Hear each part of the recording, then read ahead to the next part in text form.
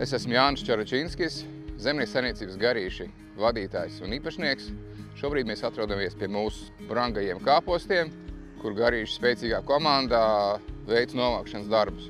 Tēva mājām bija blakus īpašums garīši, kuru mēs iegādājāmies. Garīši ir pietiekoši tāds interesants nosaukums, un mēs viņu paturējām arī kā saimniecības nosaukumu. Mēs saimniecībā audzējām kāpostus, burkānus, galda bietes, arī pelēkos zirņus. Visu, ko mēs izaudzējām, mēs pārstrādājam. Mums ir ļoti plašs produktu klāsts. Marinētā biete, piemēram, iet ļoti siltās vasarās, augstā zupa, visi iecienījuši.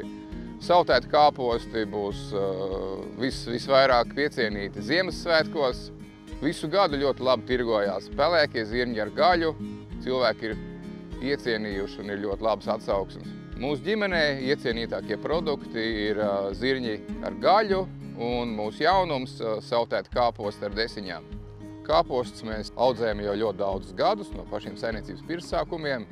Mēs stādām aptuveni 15 šķirnes kāpostu, tāpēc, lai nodrošinātu šo kāpostu konvejeru saucamo. Lai pirmos mēs varam jau piedāvāt pircējiem pārstrādātus jau augusta sākumā, tad septembrī, oktobrī, un tad jau aiziet tie, kas glabājās jau līdz nākošā gada jāņem.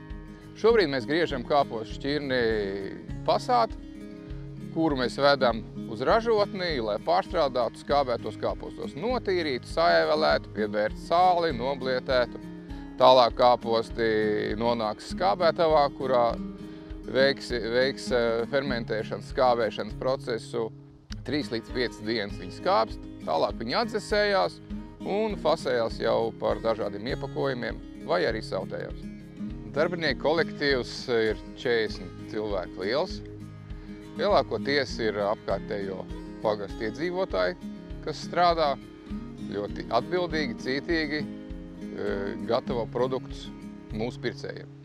Pelēkais zirnis ir tāds tīri latviešu produkts, un mums bija vajadzīga iekārta, lai kvalitatīvi šķirotu pelēkos zirņus.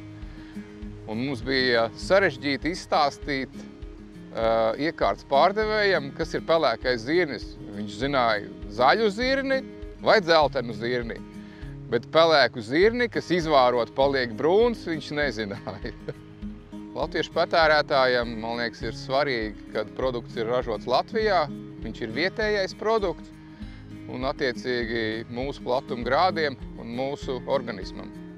Kā jūs esat pamanījuši, daļa produktu ir kubiņos, daļa produktu ir salmiņos, tāpēc, kad salātiem ir vajadzīgi dažādi produkti. Piemēram, siļķē kažokā ir vajadzīgi salmiņi, bet rasolam būs vajadzīgi kartupeļu kubiņi. Ja mēs salīdzinām bieti ar kāpostu, tad biete ir uzturvērtībām bagātāka, jo tur ir vairāk gan cukurs, gan ogļhidrāti. Savā laikā mēs uzrunājām veikalu tīklu Top. Viņi ļoti atsaucīgi mums atbildēja, kā rezultātā ir izveidosies ļoti lieliskā un ilgstoša sadarbība. Kas attiecas uz nākotnes plāniem, tad garīši plāno turpināt attīstīties Baltijas tirgu, Lietuvā, Igaunijā, stāstīt viņiem, kas ir pelēkie zirņi, kas ir mūsu produkti un arī tuvākajās valstīs.